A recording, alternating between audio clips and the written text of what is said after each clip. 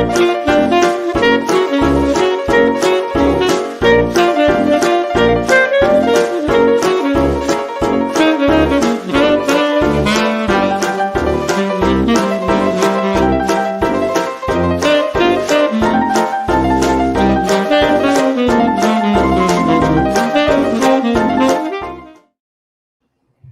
morning. Welcome back. Welcome to our show. Welcome, yes. We had Roy Fong that was invited to our show. He confirmed, and we have no idea what happened to him. So we're just going to move on. My theory is an alien abduction. So he's probably in a spacecraft right now being probed, but hopefully they'll release him. Yeah. So he might come today or another day. No news from him. So sorry, guys. I even confirmed I saw him in the street right in front of my business 2 days ago. And he's like, yeah, we're going to. So I don't know what happened. Anyway, whatever. Was he in front of your car while you were driving? Because maybe that's what happened. Oh my God, you ran over Roy. But, you know, it's good. Yeah, I know. It's good because we never get, we don't have a chance to do our little talks anymore. That's right. And questions and stuff. So we have a lot, anyway, we have a lot of backup. A lot of the questions have not been answered so far, so long. So we can do a couple of them. We're going to talk about tea anyways, no, Chef? What do you think? Yeah, we're going to talk about We are going to talk about tea regardless. I have, in my career as a food scribe, I have written about tea a lot, actually. Yes. It's a fascinating subject because it's so broad. It's a lot like wine, really. I mean, from one simple plant, you get so many varieties of tea depending on how you process it, where it's grown, what altitude it's grown at. It's, you know, again, the parallels to wine are many. And it also like wine, it's very healthful. It's wine. Tea has been well documented as to how good it is for you to drink. It's so loaded with antioxidants, especially green tea, and it's pretty great stuff. About, I don't know, 25 years ago or so, even a little before that, I got really interested in tea, and I knew a fellow in New York that I used to buy. Oddly enough, I used to buy coffee equipment from him. He imported all kinds of cool coffee stuff from Italy, but his real interest was tea. And he had studied in China. He went to college in China, in Taiwan, and he was kind of a tea expert. And so I used to talk to him about it a lot. In fact, one time I was hired as a consultant to put together a bunch of housewares for a little Thai grocery store. And so I asked him to go to Chinatown with me because he spoke Chinese fluently. So we could go into these little shops and talk to him. Right. And we used to get the funniest looks because he was very tall. He was a little taller than me. He's probably like 6'1", 6'2", total white Jewish guy from New York. And he would walk into these shops and just start speaking Mandarin Chinese. And these little old ladies would be in there shopping, and they would just kind of freak out. They'd look up at him, and they didn't know what to think of him. But he got me very interested in tea. And then sometime after that, I switched over to tea, and I began drinking tea exclusively in the morning, making a pot of tea for my wife and I, and drank it for 20 years. I was a teetotaler. Wow. Teetotaler. So can you then, if you know so much about tea, can you tell us about what's the difference between all the green and the, you know, it's the same as the, and James, is it the same thing as peppercorn? Green peppercorn, black peppercorn? Kind of, yeah. Black peppercorns have been dried and fermented, but a green peppercorn is basically just a raw peppercorn that hasn't been toasted at all. But tea's a little different because tea starts off as the leaf, of course. The leaves are picked, and then depending on what kind of tea you want to make, they are spread out, and they are kind of they are basically fermented. They're allowed to oxidize and ferment. And now, depending on the length of time that you allow it to ferment, is what kind of tea you end up with. So green tea is fermented very, very little, just a very short time, and then it's quickly dried and it's done. Black tea is fermented or oxidized, I guess is really a better description, for much longer until the leaves really wither and turn black. So it's the same leaf. It just depends on how long you expose it to oxygen and bacteria that changes the leaf. It's funny because here in the United States, probably 90% of the tea consumed is black because people want it for the caffeine. Of course, they make iced tea out of it and all that kind of thing. In China, it's the exact opposite. If you order tea in China, I am told, I've never been to China, but through my research, you know some people there, right? Huh? You know some people. Yeah, some of my best friends are from China. If you order tea in China, you're likely to get green tea, right? Because that's the most commonly consumed tea there. And in fact, they refer to black tea as red tea. Although they probably don't say red tea, they probably say it in Chinese because they're Chinese. But what we call black, they call red tea, which is really a better description of it. It's really more red than black. But what's a red tea? Oh, you mean like it's like black, but yeah, they look at it and see red tea. Wow. Of course, the brewed tea. There's a couple others too. There's white tea, which is that like rooibos? Rooibos is not actually tea. It is a totally different plant. Grows in South Africa. It's a very interesting plant because it's got some natural caffeine to it. It's also loaded with antioxidants, really good for you. But it's not actually tea. In fact, tea is tea. Tea comes from the Camellia sinensis plant. And if it doesn't come from there, it's not really tea. So when people say herbal tea, it's not really tea. It's just an herbal infusion. Chamomile is not tea. Chamomile is an herb that's been steeped in water to create a kind of liquor. But it doesn't really matter. People can call it whatever they want. So basically, a tea is like a tea is made from the tea leaves. Yes. Anything else is an infusion. Right. Exactly. So a stock is an infusion. Yeah. Like a vegetable stock is an infusion. You put herbs, you infuse, right? Exactly. Same thing. Exactly. And tea originated in China. All tea today descends from the original plants in China. And of course, China is the largest consumer of tea in the world and still the largest producer of tea.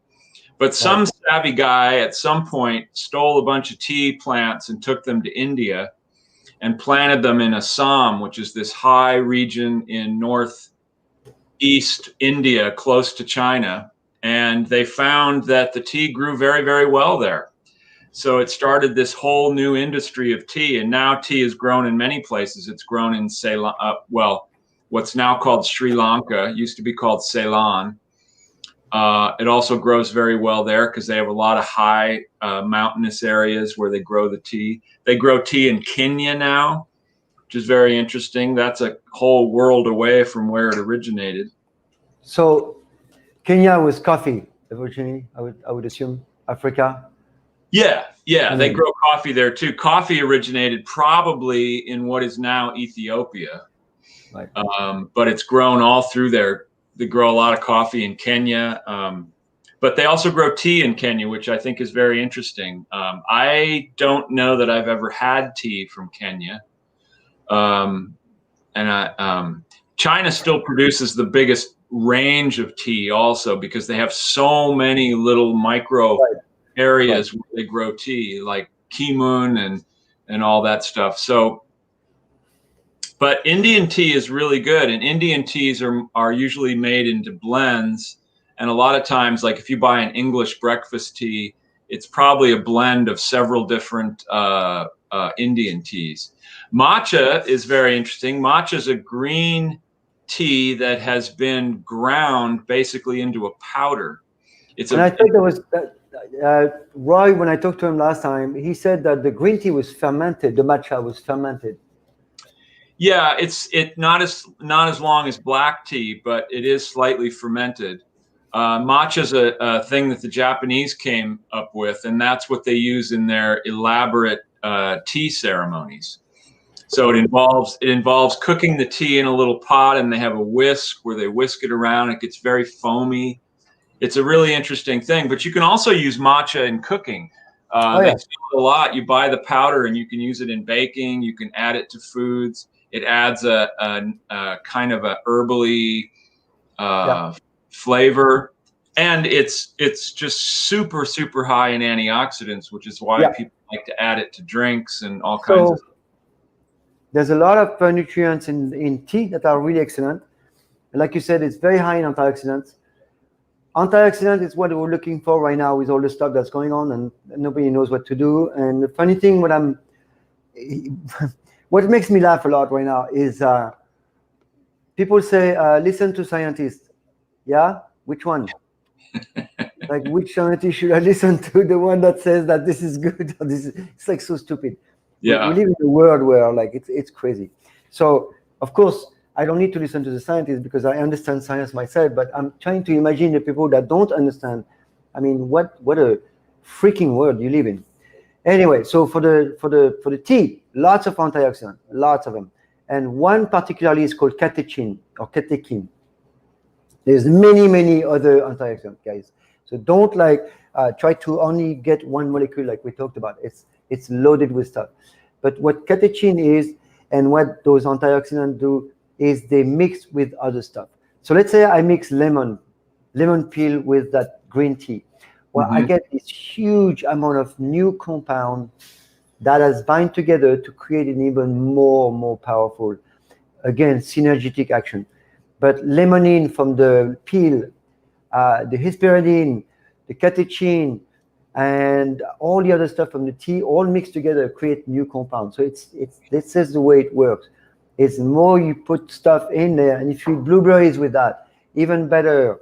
And if you put, see, it's like it's not the tea by itself. The tea by itself is great, but if you add, raw berries, a little more cinnamon, a little chili, a little of that, and stuff, you really end up with this very powerful drink. So it's, first of all, it's really good to drink. It's fun. It's super dehydrating. It's really fun, but it's very high in nutrients.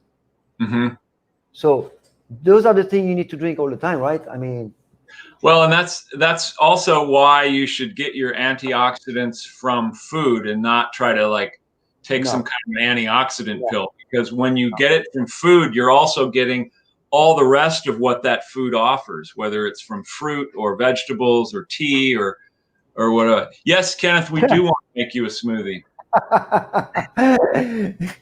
Make me want a smoothie. Proof you're a smoothie. Smoothies, I do actually. Matcha is excellent in smoothie. Absolutely. Yeah. This is a great idea because you're combining vitamin C with this catechin. You have these two powerful molecules that are going to go and fight for you. Yeah. Good job, man. Interesting fact: tea is behind only water as the most consumed beverage on Earth. Yeah, I've read that. That's pretty crazy, huh? Yeah, and a lot of that has to do with, of course, China, because everybody in China drinks tea, and there's so many people in China. But it's the second most consumed beverage. I have an interesting quote about tea. Yeah. There's a man named James Norwood. Kenneth is coming. Quick, hide the tea. Is he bringing that vicious-looking cat with him? James Norwood Pratt is a man that I used to know pretty well. He's a very, very famous writer about tea. He's written a couple of really definitive tea books. One called the Treasury of Tea or something, and he's widely published. He's considered a real expert on tea, and I think he was involved in the Imperial Tea Court at the very beginning. I'm not sure. You told me that, right? Yeah, I was looking forward to asking Roy about that. I have no idea what happened to Roy. I'm assuming he had an issue. Yeah. He didn't even call, which is really not like him. Trust me. I know this guy very well. I've known Roy for about 15 years. And no, he's And he still very, talks. no, but I've known him. I don't know how he could forget about us. We're so unforgettable. I'm Anyway, sure he had an issue, seriously, because I don't see. yeah, I hope he's not ill or anything.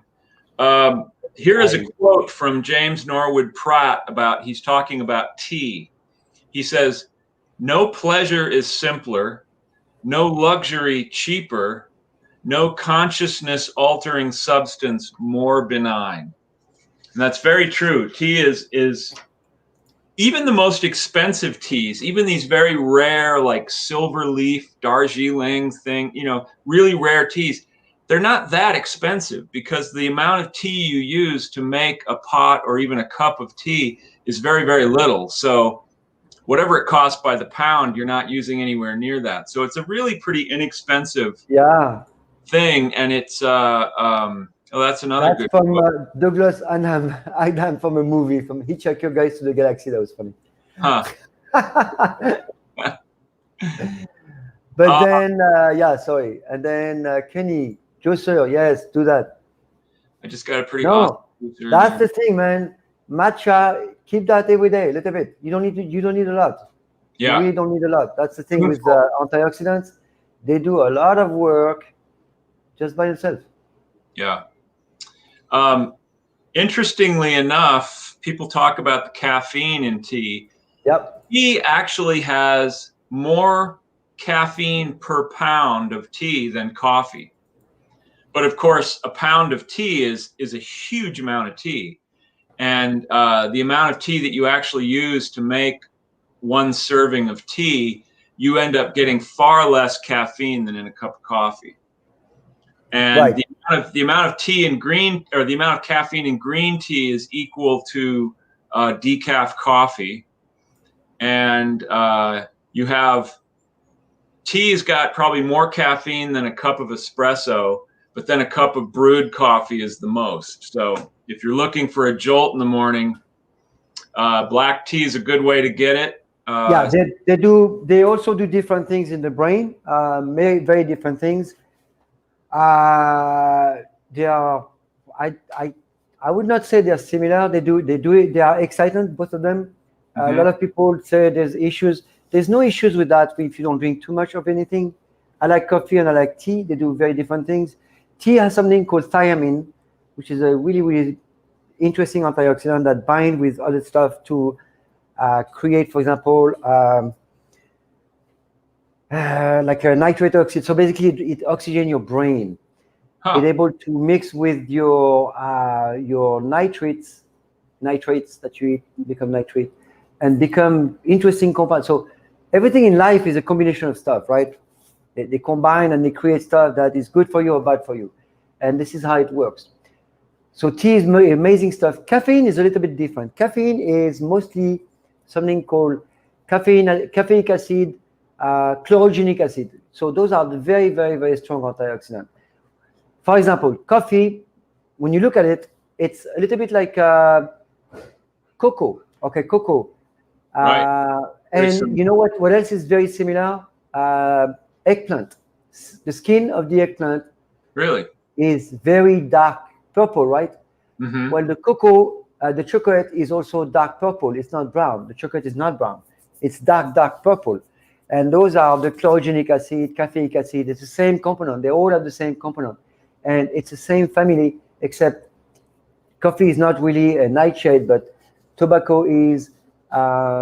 Eggplant is a nightshade, and that's what the main constituent is, the chlorogenic acid, caffeic acid, those very, very high antioxidants. So it's very interesting. Coffee, tea, all this stuff is, in my opinion, very beneficial. Coffee does like to be grown in the shade, though. And that's one of the things about shade-grown coffee I think we talked about was that by promoting shade-grown coffee, you're also encouraging them not to cut down the rainforest. Armageddon or tea, you don't say what kind of tea. Yeah, yeah. Yeah.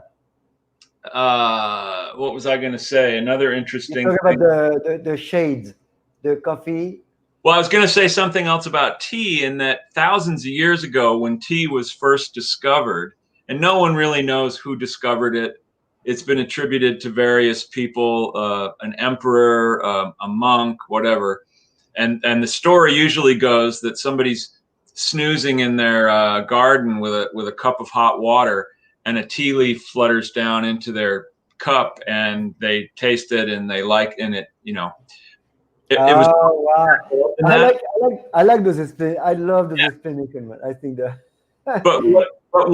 but what got tea really to catch on as a cultural phenomenon was the monks really liked it, because they would spend hours and hours and hours studying and meditating, and by drinking tea it would keep them alert, it would keep them awake, and they really loved that, and that's why tea first began to get popular, was its ability to sort of clear your mind and keep you alert and awake. So that's partially from the caffeine, partially from the other things in tea that, like you say, the sort of oxygenating the brain.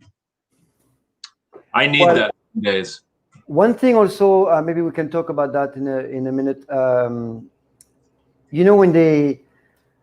have you seen how, James, how they pour mint tea? They go really high like this. Have you seen that? That's to oxygen the water. It's because when you boil the tea, when you boil the water too much, you lose that oxygen, right? Right. And when you pour that tea, like they do in Morocco or any other country, Turkey maybe, they oxygen the water. Right. It hits that water. It's oxygen the water. They bring oxygen back to the tea. It's really awesome. Well, another famous tea writer, Helen Gustafson, was she wrote a book about tea, but she was long time. She's passed away now, but for a long time, she managed the tea program at Chez Panisse. And which one? Who's that? Helen Gustafson was her name. Yeah, we met her. Classes about how to properly brew tea and how to taste tea. But one of the things that she always said was that you should never reboil water to make tea. In other words, if you make a pot of tea, you have half a pot of water, you shouldn't just turn that on and boil it, because you've already boiled all the oxygen out of it, and it's not good. She said you should fill that pot back up again so you have fresh, cold water, and then boil that and pour over the tea. So the oxygen is really, I know. I would not worry too much, but the truth is the oxygen goes away. So that would be great to talk to a scientist about this. I've never investigated that part, and I need to, actually, because this is very important. She claimed it affected the flavor too. Now, I've never been able to really detect that. I don't know.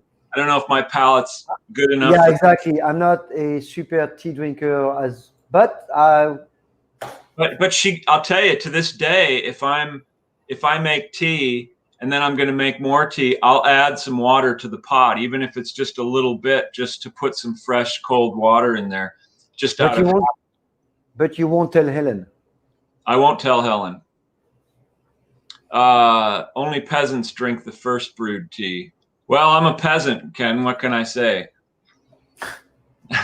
I'm both. I drink the whole thing. Oh my God. Tea is very interesting, although I have to admit that a year or so ago, I went back to drinking coffee.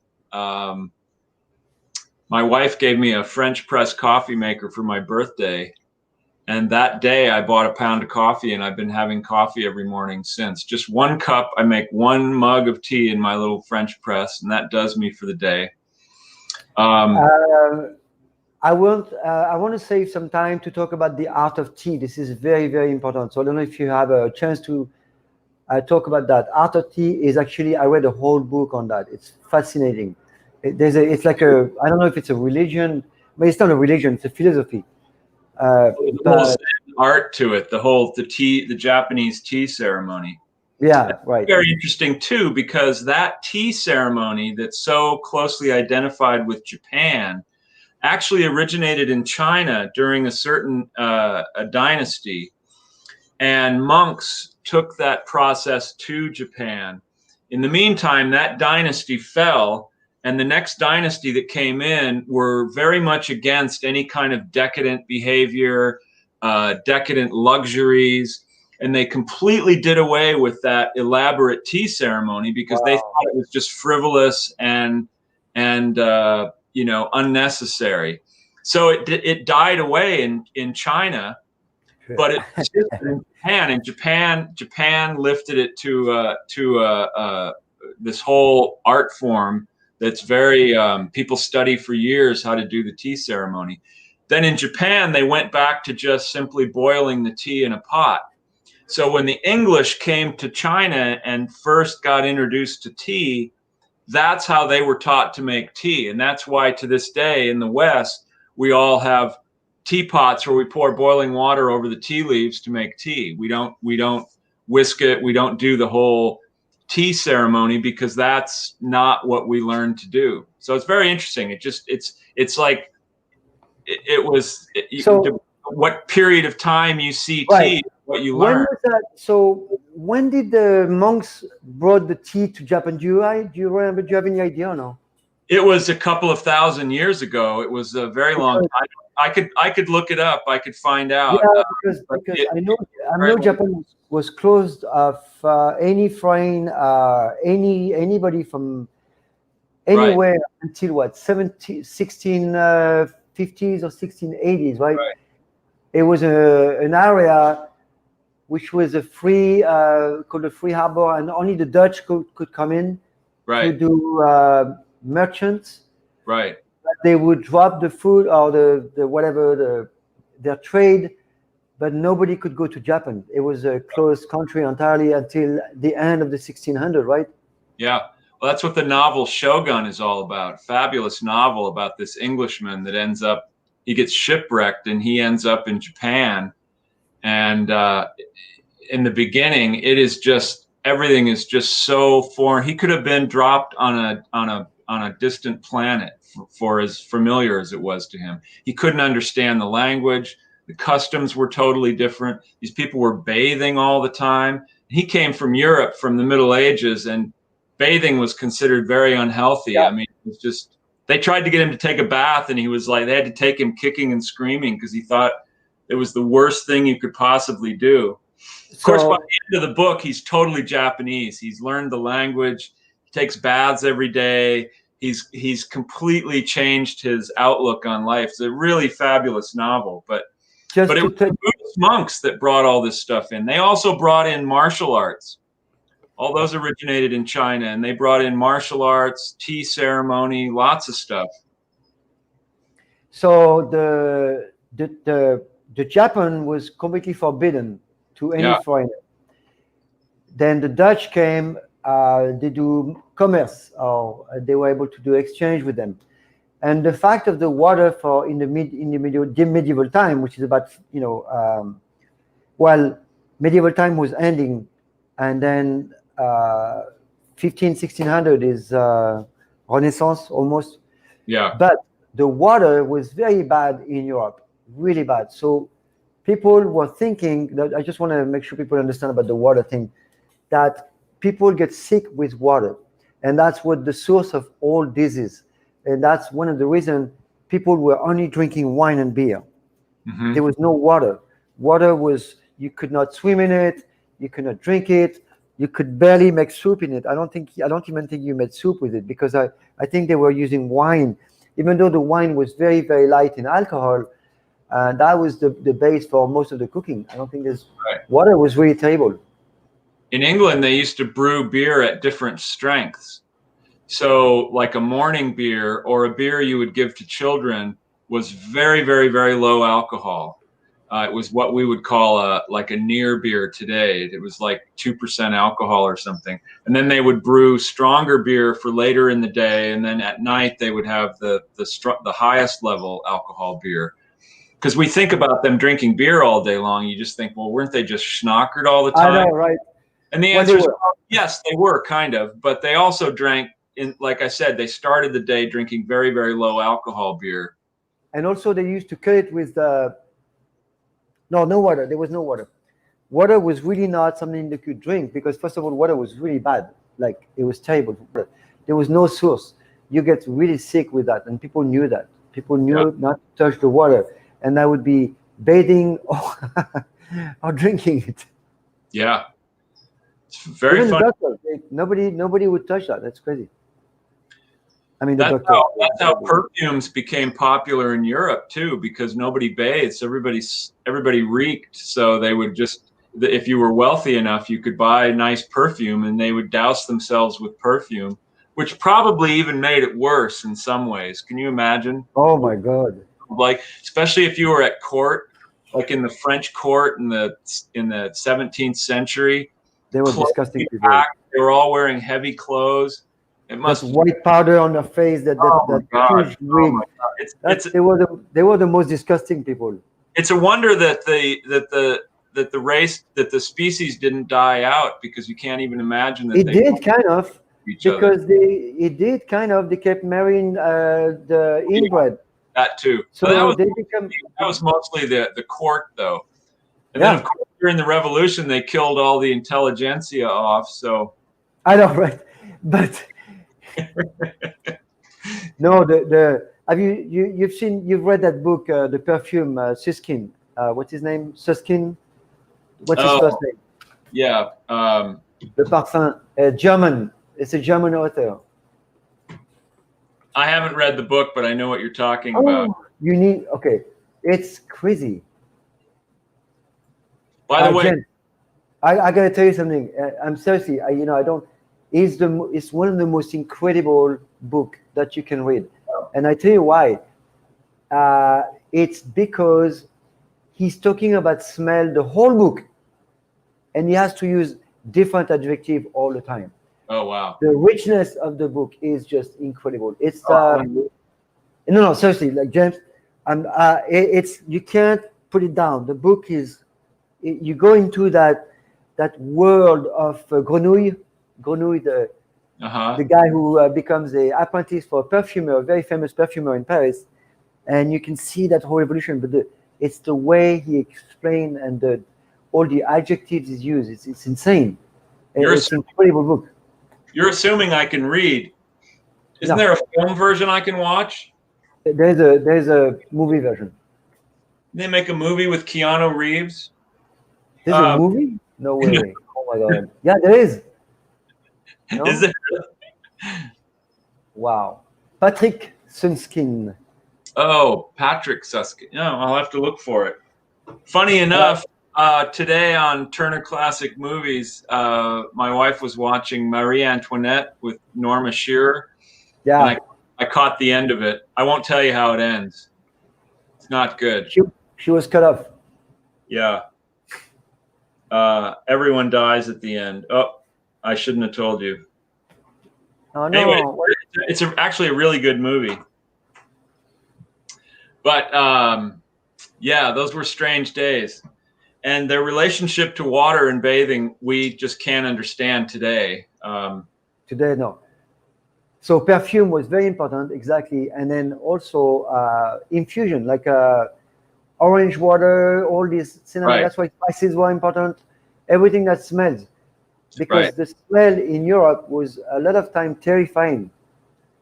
Everything stinks. People live like animals. What happened, the most interesting thing is, once the Romans left Europe in 500 AD, 600, Europe went down big time. It completely lost every advance it did entirely. It became a very primitive culture all over until the 13th century, 13th century, which is terrible. And then after they came back very little. But look at that.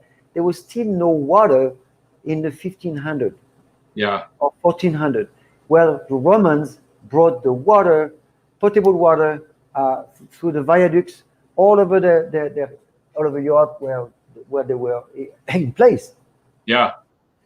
So it's interesting how civilization can go up and down. It has nothing to do with how advanced you are. You can lose face or destroy something, and you're gone for 1,000 years. You're Yeah. back to primitivity for 1,000 years.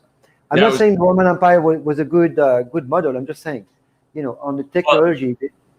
Well, it's interesting because the Romans liked their water fresh and cold, and they invented basically running water. So they would build these elaborate aqueducts to bring water into the homes and into the courts. The problem was they used nothing but lead pipes, and they slowly poisoned themselves to death, They which did. was unfortunate. And that's how they were heating the houses, and also the sewer. Same Right. idea.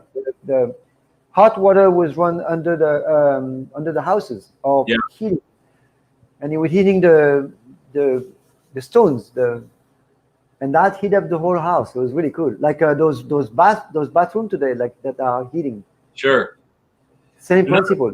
One of the problems with the water back then is that no one understood bacteria and germs and everything. So they would dump everything into the rivers, and then they would use those same rivers to get their drinking water. So they were just poisoning them. I mean, if they had left everything alone, the water probably would have been okay. But because just everything from farm waste and household waste would go into the water, and they didn't think that there might be some correlation there. It's very funny. Court ladies used to carry little sachets around with herbs and things that they could just smell. They could just put them up to their nose and smell lavender instead of smelling the stench that was all around them, especially if they had to go through the streets, which were pretty terrible. When you, and that's actually a very actual subject. The Black Plague, the cholera, all this stuff happens because everything was dirty and people were unhealthy. Yeah, it was self-inflicted. And look at what's happening today. Yep. The COVID, if people were healthier, we would not see all this crazy stuff. But people are not healthy, and we are still eating crappy food, and we're still eating a ton of sugar, and people get weaker and weaker. And any little virus that is not even that crazy with a weakened population, look what it does. It's insane. Yep. And we're back to the cholera and the Black Plague and all this crazy stuff, where people have to understand that they need to eat superfood. I mean, superfood, good food.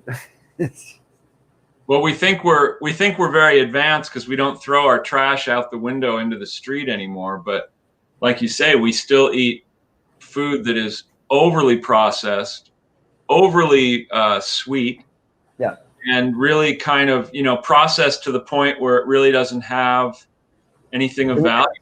It's just empty carbohydrates that we fill ourselves up with to feel full. Whatever you eat that's not good, this is what's happening.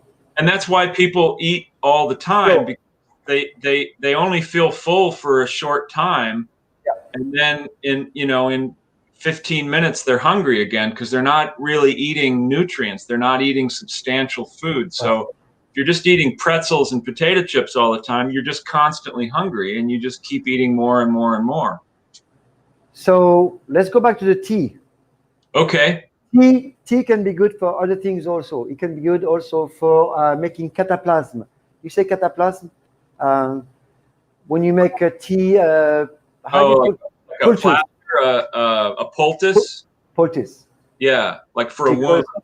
Because of the antioxidant. Think of antioxidants everywhere around you to prevent, bacterial activity, bacterial infection, microbe infection, all this stuff. You need the inside of the body and you need the outside. So tea bags have been used also, yes, because they are full of antioxidants. Banana, the inside of the banana peel, turmeric, garlic, ginger, all this stuff. You see, it's not one thing, it's a lot of things. So when you look at grandmother's recipes, old remedies, you see different remedies for one thing, because they all work the same. Yeah, women use tea bags on their eyes because it will restore them. Yeah, it's also, well, that's a different thing. Those are because of the tannin, they tonify the skin. Oh. So the skin needs vitamin C, collagen. It needs to be strong. So I have no idea what happened to Roy. You guys. The only, the only thing I don't like about tea is that, especially black tea, is it stains your teeth like crazy. I used to go to the dentist twice a year. Well, I still do, but the hygienist said, "Do you drink tea or coffee?" And I said, "Yeah, I drink tea." She goes, "Oh yeah, your teeth are really stained." She goes, "It's the worst because of the tannins in the tea. It just really clings to your teeth and stains." And I said, "Well, what about green tea?" And she goes, "No, it's just as bad." Which Really? I found interesting. I think she was exaggerating. I don't think green tea is as bad, but it will still stain your teeth. So, How about green water? green water, you should probably stay away from green water, especially if it's got little algae floating on the top. And especially if there's bubbles. Bubbles are not good. Oh my God. Well, Depends on what's swimming in it, I think. all right. So, you guys, I want to apologize for. I don't know what happened to Roy. I don't even have an email or text or anything. So hopefully nothing bad happened to him. Really. I'm sure he has a good reason. We'll interrogate him when he does come on the show. Maybe we can get him on next week. But next week I was trying to get panels from a really good chocolate maker. So we're gonna get that confirmed. We're gonna get someone that is one of the top chocolate maker in the world, made in West Africa in Cape Verde. Cape Verde. Is that Cape Verde? And Sao Principe is one of the islands. There's two islands, Sao Principe and can't remember the name of the other one, but they have chocolate there that Columbus left on his way back to Spain. So chocolate evolved in Europe, but this is like the closest they have to the original chocolate plants from the New World. Wow. So because of course chocolate comes from the Western Hemisphere originally. Right. So anyway, the chocolate is really pure. They've never used pesticides or herbicides. It's incredibly pristine, and they make amazing chocolate, really, really good chocolate. We're also going to get a coffee maker on the show. We hope somebody from Pete's. We're looking to find somebody at Pete's that will come and talk to us, because coffee is a fascinating subject too. When coffee first came to Europe, and they started these coffee houses, they were all over London and Paris. They had these coffee houses that became centers for political activity, because people would meet for coffee. And whereas today you in London you'd be more likely to go to a pub, in those days you went to a coffee house and you drank coffee and you talked politics, or you talked about art, or you talked about whatever. And they were really these centers for, in fact, if the government wanted to know what was going on, they would send spies to the coffee houses just to sit and listen to people's conversations to find out if there was any kind of revolution brewing. Really incredible stuff. I'm just putting a note here. I don't know what to think. All right. The reason why there were spies in bars is because the bars and the tavern were the place where all the political action was taken. Yeah. Because it was the only reunion safe in a way that people could conglomerate and decide the coup d'etat, anything weird that happened. That's why when you go to Paris and you go to Café de Flore and all these cafes, one was right, one was left, and you had all the famous writers that was each at a cafe and developing their own political views. And it was interesting, huh? So bars, taverns, cafes have always been part of the political, any type of interaction in the world. Yeah. So spies were probably... Yeah, that's what you would do. You'd send people into the coffee houses just to sit and drink coffee and listen to all the conversations that were going on. So you'd know if somebody was planning a plot on the crown or whatever. So a lot of the revolutions that happened in Europe in the 18th and 17th centuries were grew out of these coffee houses. In America too, Boston was known for having those taverns where a lot of those complots were decided, and we have some stories of them. I don't have them with me yet here today, but I've read some really detailed stories on what happened in Boston at the time. It was crazy. Well, interestingly enough, because the English were so involved in the settling of the American colonies, and by that point Britain was already a tea drinking country, America consequently was a tea drinking country. And we think of ourselves as a real coffee country now, but originally everybody drank tea. But coffee got popular in part because it was a rebellion against the English, because there was so much tax on tea and there was so much tax on everything else that they rebelled. I mean, that's what the Boston Tea Party was all about, throwing the tea in. It's a very symbolic gesture to protest these unfair taxes. And it was the famous phrase in the American Revolution was "no taxation without representation," and that was because they had to pay these huge taxes to the crown, but they had no voice. The colonies really had no voice in Parliament. So it was like, hey, wait a minute, why we're paying, today I pay taxes, but I can vote, I can have a voice in what goes on. You think you do, but yeah. I think I do. By myself, not much, but if enough people like me. But back then, the colonies had no voice, so they were protesting that, hey, why do we have to pay all this tax if we don't get to say anything about how things are run? So that was what was that about. So consequently, America shifted from a tea drinking country to a coffee drinking country. And you're right, these coffee houses then sprang up. And that's, of course, where the revolutionaries would meet and talk. And well, when you look at safer to drink. I think coffee came in Europe, in France, in 1600 or 1700. Yeah, the East India Company brought it. And one thing I remember is, I was there.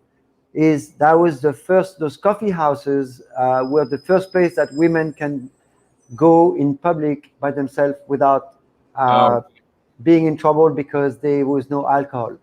Right. So that was the first time that women can actually go just for fun, see their friends into a public place, which was those coffee houses and those tea houses. Mm-hmm. I don't know about tea, but coffee houses I know for sure. And meet there in public, where before that was not even, not that it was not permissible, it was just not conceivable. Another interesting little fact, the first country in Europe that got tea, the first country that actually imported tea and drank tea was Holland, because of the East India Import Company. They were a huge multinational company based in Amsterdam, and they were the first ones to bring tea from the Orient, mainly China, and then eventually India and on. And then it spread from there to the rest of Europe. And I believe coffee as well. I believe coffee came in through there too. And coffee houses are still very big in Amsterdam. Of course, now that you can also smoke pot in them, which I think is only right, is only fair. But I mean, Amsterdam has been the Dutch have been a very big merchant, very big merchants for forever. I mean, they were very powerful people. They ruled. What was the name of that family? That super big family? Do you remember the name or no? That there's. I don't. But the Dutch Navy was the most powerful navy in the world for a long time. I mean, before the Spanish, before the English. I know they made a lot of money in wool. Right. And the other thing about tea and coffee is that before people were drinking coffee with any regularity, they were drinking chocolate, because that was really the first thing that came to Europe. Before tea and coffee, they had chocolate. Well, you know that coffee was forbidden by the church for many centuries. Not many centuries, but for many. So when the coffee came, it was an excitant. and the church took it as a devilish substance, just like chocolate. It's probably because they couldn't make any money from it. Yeah. If the church could have profited, they would have been all for it. Yeah.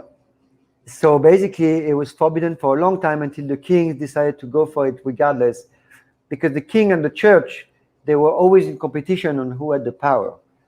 And the church would never lose. They would never let go entire of the power. They will always, at the end, kind of keep that power as long as it's agreeable with the king. So the king and the church in any countries, by the way, in Europe, was always kind of hand in hand. You know, it was very interesting. This power was created very, very terribly, but that's how the power was created. That combination. Right.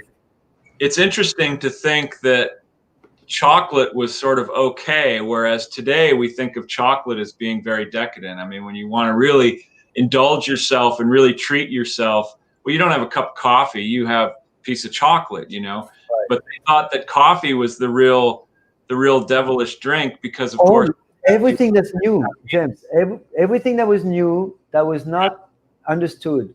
The way the church saw the food was everything that's above the ground, closest to the gods or heaven, is the good stuff. That's for the nobles, like the apples and the raspberries and all the nice herbs and stuff. The birds, that was the prime food for them. Everything that's under the ground is for closer to Satan. That's for the poor people. Like potatoes, anything that goes under, all the roots, okay? So it was interesting to see already there. But the church was already worried about everything new, because it was not in something that they understood. And they thought that everything was going to go loose. And they had to keep control on those people. And basically, they were telling them that don't worry about the crappy life you live here. You live in the dirt. Everybody dies, but don't worry, because after that, you're going to be super happy later. Right. Which is interesting, huh? Right.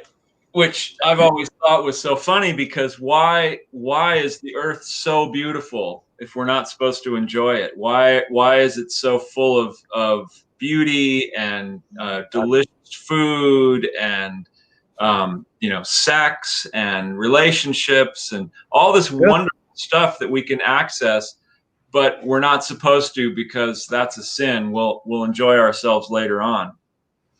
You mean Earth is full of sex? Huh? Earth is full of sex? Yeah. Didn't you know that? I didn't see it. I see it on TV. I'm sorry, I should have told you earlier. You tell me that now. I'm almost 60 years old. Oh my God, that's terrible. And it's funny because so many people are now insisting on going back to these dark ages. There are these groups of people that think the earth is flat. There are these people that think that the earth was created 5,000 years ago in a week. They're rejecting science. Now, what's funny about that, James, is the fact that Earth is a globe was understood from all the travelers at the time already. Sure. So, well, even not Archimedes, who died for his Galileo. Galilei. He didn't die because he showed the Earth was round, by the way. He died because he demonstrated because the Earth is round, contrary to what the Bible was saying, means that God exists even more. So that was its interpretation that made him to die, not the fact that the Earth was round, because most people agreed with that at the time. They could see it. It was pretty clear. But that the fact that he was saying that, so he was kind of transforming the Bible, and that cost his life. Not the fact that it was round, the fact that he was saying that, well, that's a proof even stronger than God, which if I would believe in God, I would say, yes, it seems more plausible, right? Well, also he challenged the theory that the Earth was the center of the universe. Right. They thought that the Earth was round, but that it was the center of the universe and everything revolved around us. So the sun went, and he said, no. The Earth is moving. The sun is the center of not the universe, but of our little galaxy. and the Earth goes around the sun, and they were like, "Oh, wait a minute. Well, you have different branches of religion, and a lot of them have different views. One of the views also was that, okay, the sun is then the sun is God now. You know, I mean, it was Right. an interpretation, which is fine. I mean, we're going to need to revisit religion anyways, because you can't like. I mean, this book was written in the Bronze Age time. This is not like from Bronze Age time stories. So if you want to revisit that so it makes sense a little bit better. I mean, we do have scientific evidence of stuff, so it's not a problem to believe in God. I think the problem is adapt a little bit to the world today. I mean, we have evolution. We need to take that into. I would say, I'm not against or for anything. I'm just saying, things have evolved. We have a little more knowledge now, right? Yeah, we have a lot more knowledge now. Right. Even though people are trying their hardest to deny it. Fortunately, I think those people that I just talked about are a very small group of people, but they've got a loud voice, and they vote. Remember there was a great bumper sticker once. It said, "I play the accordion and I vote." It was sort of a parody on all those people that say, "I believe in this and I vote. I'm a gun owner and I vote," or whatever. Yeah, well, I vote regardless. I own nothing. So that was a good show, Chef. James, what can we finish with the coffee and tea? Coffee and tea is great. Coffee, in my experience, let me tell you what I think about coffee. I think 1 or 2 cups a day is actually fantastic. Yeah. Some people can take more, and in France we drink way more. Lots of coffee may be a problem on you can get too much excitement. Yes, that's for sure. Right. Then the coffee, you have to understand something. In America, coffee is one of the most important antioxidants that we have. Yeah. Coffee is actually very, very, very full of antioxidants, which is a good thing for a lot of people.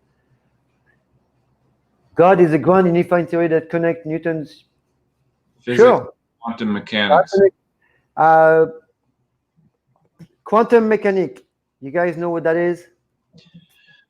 I knew a quantum mechanic once. He used to fix my car. He charged double. The guy that charged double. He was really expensive. So quantum mechanics is kind of be under the atoms. That's what's smaller than the atom. It's all the small stuff you don't see. And yes, quantum mechanics, quantum biology, quantum. So this quantum of anything, right? It's whatever is smaller than the atom or what you can't see. Right. It's really fun. We can talk about quantum something next time. The best example of quantum biology is the chlorophyll and the way that chloroplast transform sun into glucose, into xylitol, into the plant's glucose. Pretty amazing. Well, one more thing about coffee that has nothing to do with God or dog or any of oh my God.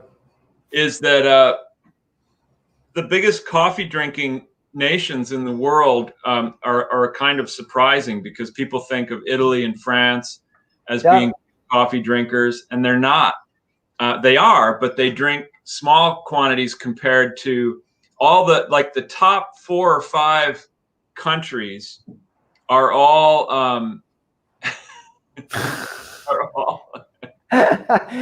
nice one. Scandinavian countries. It's like Norway, Sweden, Finland, I think Denmark. I mean, Brazil's up there somewhere, but you'd think Brazil would be pretty high on the list. They're not. Right. France is way down the list. The U.S. is way down the list. Because they drink red wine. Right. Well, it's like in Italy. Italy's far down the list because they drink coffee, but they drink espresso. So they actually don't consume the poundage of coffee that they do. Because in Norway, I know they drink brewed coffee and they drink tons of it. If my American Norwegian descended relatives are any indication, they drink a lot of coffee. My auntie, the first thing you'd do, and you'd walk into their house, coffee pot. My parents drink coffee all the time. Yeah. I mean, in France, we drink a lot of coffee. I mean, because you have this, you stop at the cafe all the time and you drink a little coffee, and you spend your life in cafes in Paris. Right. If you're going to meet somebody to talk to them or Right. talk business or just, get together, you get together over a cup of coffee. So, All right. I think we need to end that. And I'm sorry why didn't show up. I'm so sorry, guys. I don't know what happened. We don't know what happened. We have no news from him, which is very, hopefully we'll nothing. again. Um, Thank you all for joining us today. I hope you enjoyed our little caffeine fueled chat, and we'll be back. So everybody stay safe. With chocolate. Yeah. Next week, chocolate. All right, people. We smear ourselves with chocolate and talk about it. Bye-bye. Thank you, James.